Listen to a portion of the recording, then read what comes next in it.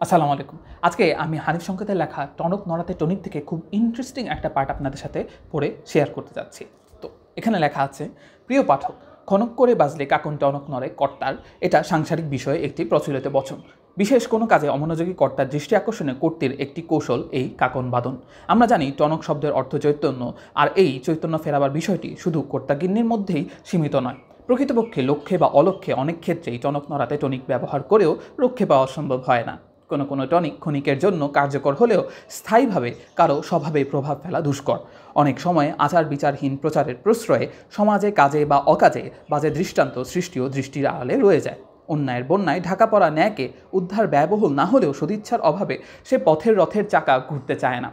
সামাজিক অসঙ্গতির প্রসঙ্গ কাদের সঙ্গে যুক্ত ভুক্তভোগী মাত্রেই তা জানেন, কিন্তু তাদের টনক নড়াতে যুক্তিসঙ্গত টনিক অর্থাৎ শক্তিবর্ধক ওষুধ প্রয়োগের আয়োগ সবার সামর্থ্যে কুলায় না। তবে এই সামর্থ্যের আধিকারিকরা সচেষ্ট প্রচেষ্টায় প্রবৃত্ত হলেই টনিক ছাড়াই টনক নড়ানো সম্ভব হয়। আমি জানি এইটা খুবই ইন্টারেস্টিং। সো আমি চাইবো যে আপনারা এই বইটি সহ হানিফ সংকেতের আরও বই পড়েন এবং নিজেদেরকে সমৃদ্ধ করেন। আমি হানিফ সংকেতের সেরা 5টি বই নিয়ে আলোচনা করেছি আমার ইউটিউব চ্যানেলে।